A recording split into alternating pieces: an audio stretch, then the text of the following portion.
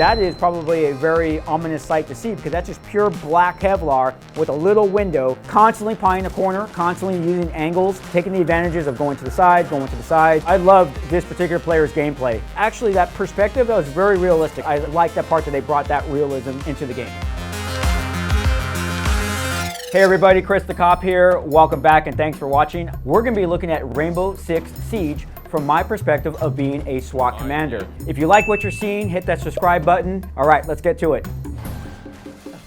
I like the fact that they're using drones to get a different perspective and be able to get into those rooms differently. Are drones a reality in tactical situations? Absolutely. SWAT teams now across the United States are starting to employ drone technology. We use drones as well. It's a great scouting tool, and we can get a better perspective for tactically wise to see what we have. We can let us know entrance and exits, what kind of cover we can utilize, and it is a great tool. Obviously they're using it in buildings to get around type of stuff, but we also have robots that we could send into a house. It's about this big, has big old traction tires on it, looks like a tractor, and it moves very slow. It has cameras on that. You can see and hear. It's able to climb up stairwells. Some could open up doors, all these various different things, but it allows us to get into a room without an operator having to risk themselves. Both in the civilian world and in the military, we have different types of non-lethal grenades. We have flashbangs, which you throw it just like a grenade. You pull the pin, throw it, and you try to get it about 6 to 8 feet away from the subject that you want stunned. Then also too, we have flashbangs that have CS gas in them that will deploy CS gas. Now flashbangs are a little bit different, as we see here. If it blows up right next to you and you're looking at it, you are going to be blinded 4, 5, 6 seconds, allowing the other individuals to go into the room undetected as you're trying to get your bearings. And of course too, if you're not wearing hearing protection, and that caught a couple of times in this video clip where they're doing the well, that's what that's supposed to be, is ringing in your ears that you can't hear them as well. So it's a great diversion device to be able to be utilized when you want to get into a room. Now there's a bunch of different ways that we can deploy these as well. We don't have to throw them anymore. Now, do we? Yes. But also we have launchers that can do this for us. So there's a ton of different things that are available to us. I enjoyed watching Sledge's gameplay. I love the fact that he's all over the place as far as, he's running back and forth and that type of stuff. I can honestly tell you right now, even watching the gameplays, there's so many things moving on, and I get it. When you're playing this game, you get really comfortable with the controllers, keyboard controllers, all that type of stuff. As far as his gameplay-wise, he's actually doing some really good, strong tactical stuff where he's seeing the team coming up down the stairs. He takes that nice pie corner. If someone pops up, he's going to be able to pop them. The way he's using the buildings for his cover type of stuff, so he's actually playing very smart. He's not giving the enemy many opportunities to take him out by utilizing that cover. He was using cover quite well. They finally have that exchange where they take out the majority of the team. But as you see, a lot of that just comes from their tactical movement of moving sideways, not going directly towards the enemy.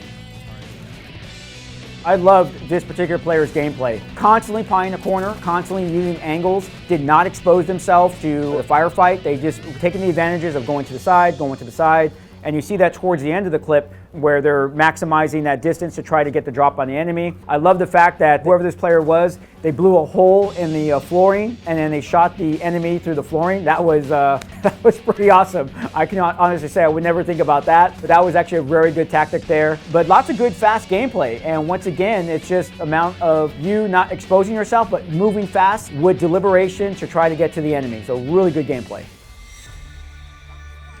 And it looks like she's doing two things. It looks like she's looking for something electronic, as well as she was using a drone there for a while on the floor. So it looks like whenever you see that the phone comes out, they're using the drone, or if there's that scenario where they got to defuse the bomb, they're looking for the bombs by utilizing this device to find those pulses from the bomb.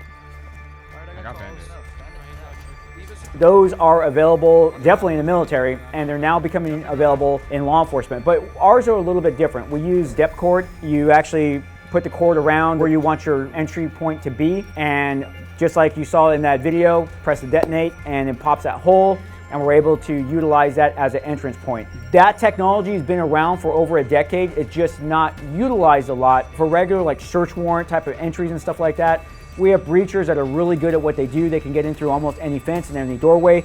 But if we had a situation like we have a hostage rescue, this is some of the technology that could possibly use to get us through a place where there's not a door and we want to go undetected. That's where I would like to use that. Hey, we got to take out this brick wall to get us inside the building because the bad guys have the back door covered, they have the front door covered. We're going to make our own entry point, and that would be the perfect technology for this. Okay, I'm going to start off by laughing. I love the stimpack. Realistic? No, it's not. If he's responding to being shot in the game and he gives himself a dose of epinephrine, all that's going to happen is he's going to raise his heart rate. It's not going to do anything to the wound itself that's losing blood, which is eventually going to cause shock and a drop in his blood pressure, and then he's going to go unconscious, because that is the physiology of being shot. Not only am I a police officer, but I'm also a paramedic of 28 years and been on multiple gunshot victims. What happens physiologically to the body is you start getting what they call tachycardia. Your heart rate starts beating faster because of the fact that it needs to pump that blood and fill that gap in the veins before you go unconscious. Epinephrine, all it's going to do is cause your heart to race faster. Now, here's the thing about epi.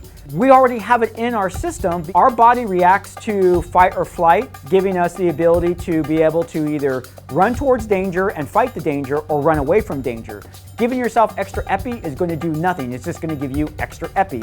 I understand in the game it's kind of like the stimpack, woohoo! But yeah, we unfortunately would not be doing any of that in the field. As a matter of fact, if you really got shot and you came out to the medic, our medic's going to fill you full of fluid, put you in shock position, and we're going to transport you as fast as we can to the local trauma center.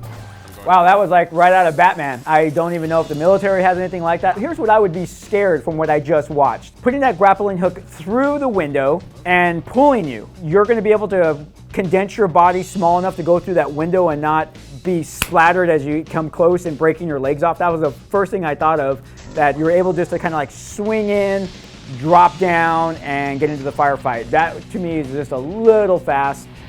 We have used ropes for rappelling, not so much for climbing. We're kind of more of a, let's start at the top and work our way down type of people, but not to say it can't happen. Grappling hook might be a little unrealistic.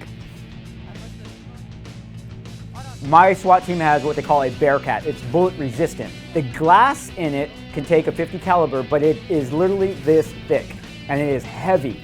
I don't know of anything that's that see-through that would not be so heavy to weigh the operator down. Because remember, they got to get their rifle up, they're coming back down, rifle up, coming back down. Because every little thing that you add to your rifle is extra weight, and you got to maintain that good stance of having your rifle up. I don't think a technology that allows you to see that well through glass would actually be bullet resistant or bulletproof. Now, there are different types of shields. If we've been watching any TV now for the last couple of months, we've seen our fair share of riot shields. All they are is a piece of plastic. They are not bullet resistant or bulletproof. They're just plexiglass, and they have police on the front of them. A rifle-rated shield, which will stop a .223 or a .556 round, those are really, really heavy. When we utilize them, we usually utilize them to get us through the front door of a house or a business. You're going to be trusting the operators behind you to keep you safe as you maneuver down the room or in the hallways and stuff. From what I can tell from the player's perspective, that looks like a regular tactical shield. Window's a little bit bigger than normal. We want the shield to be bulletproof, so the normal glass of a shield is like this. You see the glass, and that's your window. Your window's just like this, very, very thick glass, so that way if a bullet does hit that glass, it's going to just cause that spiderweb effect that you see. And an operator can hide behind that, because if you look at the shields, the way they're designed is you put your whole hand inside of it, so it's braced right here, and you're able to do this and this. I do like the fact that you're able to bring your gun around, and this is how you offer yourself protection as you're going down a hallway or a building. And even some operators have put their extra magazines in there so they could drop a mag, come back in, reload, and get back into the firefight. Some departments even have an extra gun there, so if the operator is in a gun battle, they could just drop their gun, pick up a fresh gun, and get back into the firefight. That part is true. Now, in this type of situation, this is automatic weapons, so that shield will stop it. But eventually, multiple rounds will start breaking that shield up, and it'll eventually fail. But that would take multiple rounds. Actually, that perspective, that was very realistic.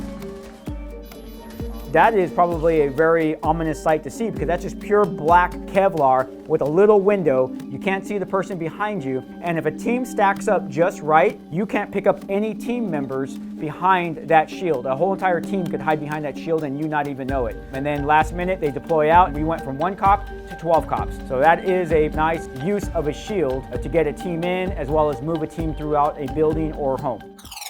So what Rainbow Six brings is a tactical element, especially when you're playing teams, you're not playing the AI. You can actually use a game like this to teach operators some of the philosophies that we utilize during tactics. So this is definitely a thumbs up game. I'll tell you what, you know what Hollywood got right?